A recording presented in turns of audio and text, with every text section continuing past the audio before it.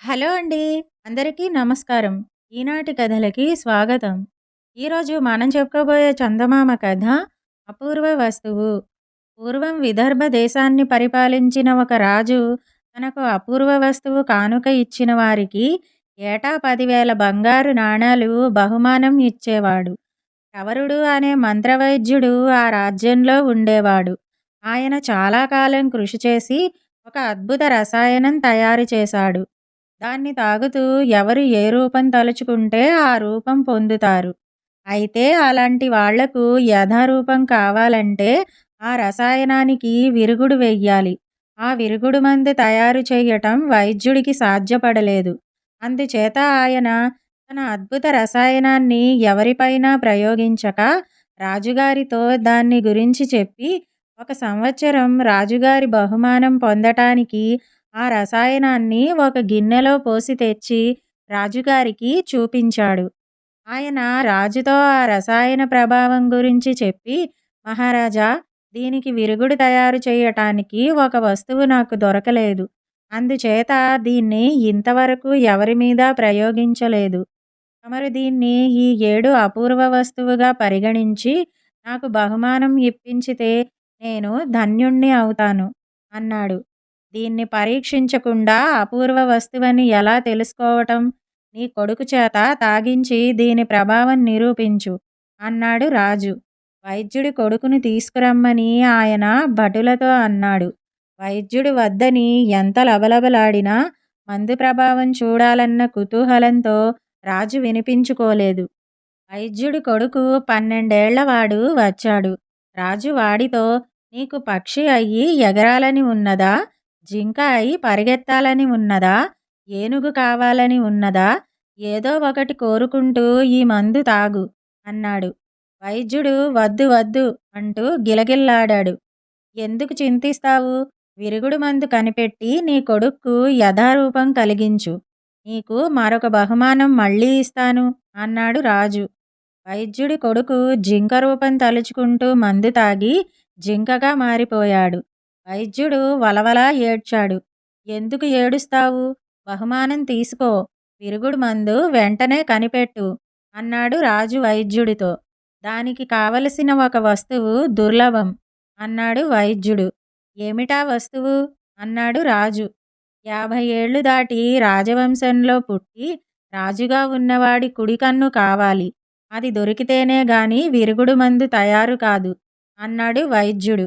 అంతేగదా, నా శత్రువైన కోసలరాజు 50 ఏళ్లు మించినవాడే. నేను అతడి మీద దండెత్తిపోయి అతణ్ణి చెరపట్టి అతడి కుడికన్ను పీకి నీకు ఇచ్చేస్తాను, తొందరపడకు అన్నాడు రాజు. మంత్రవైద్యుడు దుఃఖిస్తూ జింక అయిపోయిన తన కొడుకుని తీసుకుని ఇంటికి వెళ్ళిపోయాడు. రాజుగారి సేవకులు బహుమానాన్ని ఆయన ఇంటికి చేర్చారు. విదర్భ రాజుకు కూడా 12 ఏళ్ల కొడుకున్నాడు. అతను వైద్యుడి కొడుకు ఒకే గురువు దగ్గర చదువుకుని గాఢ స్నేహితులుగా ఉండేవాళ్ళు. ఒకరోజు రాజు కొడుకు తన మిత్రుడి కోసం వైద్యుడి ఇంటికి వెళ్ళినప్పుడు వైద్యుడు, ఈ దిక్కుమాలిన మందుతో నేను వంశనాశనం తెచ్చిపెట్టుకున్నాను నాయనా అంటూ రాజకుమారుడికి మందు చూపించాడు. రాజు కొడుకు తాను కూడా జింక అయిపోయి తన మిత్రుడితో సమానం కావాలని తీవ్రమైన కోరిక కలిగి అలాగే కోరుకుంటూ ఆ రసాయనం కాస్త తాగాడు. వెంటనే అతనికి కూడా జింక రూపం వచ్చేసింది. అతనితో వచ్చిన సేవకులు జింకను వెంటబెట్టుకుని రాజు వద్దకు తిరిగి వెళ్ళారు. తన కొడుకు కూడా జింక అయిపోయేసరికి రాజుకు మిన్ను విరిగి మీద పడ్డట్టయింది.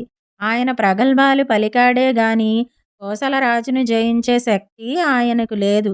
కోసలరాజును పట్టుకోవడం కాదు గదా, యుద్ధంలో ఎదిరించే శక్తి కూడా విదర్భరాజుకు లేదు. వైద్యుడి కొడుకు జింకగా మారితే రాజుకు ఏమంత బాధ అనిపించలేదు గాని తన కొడుకే అలా అయ్యేసరికి విరుగుడు మందు కోసం తాను తొందరపడవలసి వచ్చింది. విదర్భరాజు తనకు కూడా 50 ఏళ్లు దాటాయి గనక తన కుడికన్ను పీకి వైద్యుడికి ఇచ్చాడు. విరుగుడు మందు తయారయింది. రాజు కొడుకు వైద్యుడి కొడుకు తిరిగి మామూలు రూపు పొందారు. ప్రగల్భాలు పలికినందుకు రాజు మాత్రం ఒంటికన్నువాడయ్యాడు.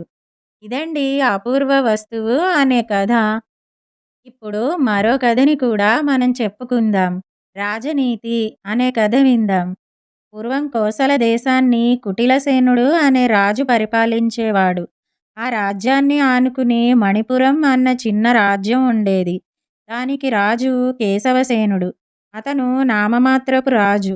ప్రజల్లో అతనికి ఏమీ పలుకుబడి లేదు. 5 గ్రామాలు చేరి ఆ రాజ్యం అయ్యింది. 5 గ్రామాలలోనూ 5గురు జమీందారులు ఉండేవారు.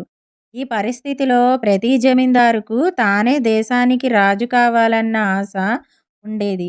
వాళ్ళందరూ ఒకరికి తెలియకుండా ఒకరు తమ కోరిక నెరవేరటానికి కుటిలసేనుడి సహాయం కోరారు. వాళ్ళ సహకారంతో కోసలరాజు మణిపుర రాజ్యాన్ని స్వాధీనం చేసుకున్నాడు. కుటిలసేనుడు రాజనీతి బాగా తెలిసినవాడు. మనుషులను తన అవసరానికి ఉపయోగించుకుని అవసరం తీరగానే వదిలివేయటం అతనికి తెలుసు. 5గురు జమీందారులు ఏ ఉద్దేశంతో తనకు సహాయం అందజేశారో అతను సరిగ్గా గ్రహించాడు. ఆ సంగతి అలా ఉండగా కోసలరాజు అధీనంలోకి వచ్చేటప్పటికి మణిపుర రాజ్యం చాలా హీనస్థితిలో ఉన్నది. అసలే బీదదేశం. అది 5గురి చేతుల్లో ఉన్న కారణంగా ఏమాత్రమూ అభివృద్ధి చెందే అవకాశం లేకపోయింది. వాళ్ళ ద్వారానే రాజ్యాన్ని బాగు చేయించాలని కుటిలసేనుడు నిశ్చయించాడు. అతను 5గురు జమీందారులను పిలిచి ఇలా అన్నాడు. నాకు మీరు 5గురు సహాయం చేశారు. అందుకు కృతజ్ఞతతో మీలో ఒకరికి మణిపుర సింహాసనాన్ని కట్టబెట్టాలని నిశ్చయించాను. కానీ నేను మీలో ఎవరిని రాజుగా నిర్ణయించినా మిగిలిన 4గురికి అన్యాయం చేసిన వాణ్ణి అవుతాను. అందుచేత ఈ నిర్ణయం మీ దేశ ప్రజలకే వదులుతాను. మీ గ్రామ సభల వాళ్ళు రాజును ఎన్నుకునే ఏర్పాటు త్వరలోనే చేస్తాను అన్నాడు. ఈ మాట వినగానే జమీందారులు ఆలోచనలో పడ్డారు. ఎవరి గ్రామసభ వారి పూర్తి ఆధీనంలో ఉన్నది. మిగిలిన వాటిని ఎలా కూడగట్టుకోవటం? ప్రతి జమీందారు తన కింద ఉండే గ్రామాన్ని వదిలి మిగిలిన 4 గ్రామాల అభివృద్ధికి దీక్షగా కృషి ప్రారంభించాడు. 5గురిది ఒకటే ఆలోచన. ఎన్నికల్లో నెగ్గి రాజు కావాలి. డబ్బు మంచినీరులాగా ప్రవహించింది. ఆలయాలకు ఏనాడూ లేని శోభ వచ్చింది. కొత్త బావులు, చెరువులు వచ్చాయి. రహదారులు బాగుపడ్డాయి. దేశానికి కొత్త వన్నె వచ్చింది. ప్రతి గ్రామంలోనూ తమ జమీందారు పట్ల ద్వేషము, మిగిలిన జమీందారు పట్ల అభిమానము పెరిగింది. కొద్ది మాసాల అనంతరం కుటిలసేనుడు 5గురు జమీందారులను పిలిచి ఇలా అన్నాడు. మా గూఢచారుల ద్వారా నాకు తెలియవచ్చింది ఏమంటే మీకెవరికి మీ గ్రామ ప్రజల్లో పలుకుబడి ఉన్నట్టు కనిపించలేదు. మీ కింద ఉన్న ప్రజలే మిమ్మల్ని దుమ్మెత్తి పోస్తున్నారు. మీలో ఏ ఒక్కరూ దేశానికి రాజు అయ్యేటందుకు అర్హుడుగా కనిపించలేదు. అందుచేత ఎన్నికల ఆలోచన కట్టిపెట్టి ప్రస్తుతం ఉన్న మా ప్రతినిధినే మణిపుర రాజ్య పాలకుడిగా నియమిస్తున్నాము. 5గురు జమీందారులు తమకున్నదంతా ఖర్చు చేసేసి రాజు కాలేకపోయారు.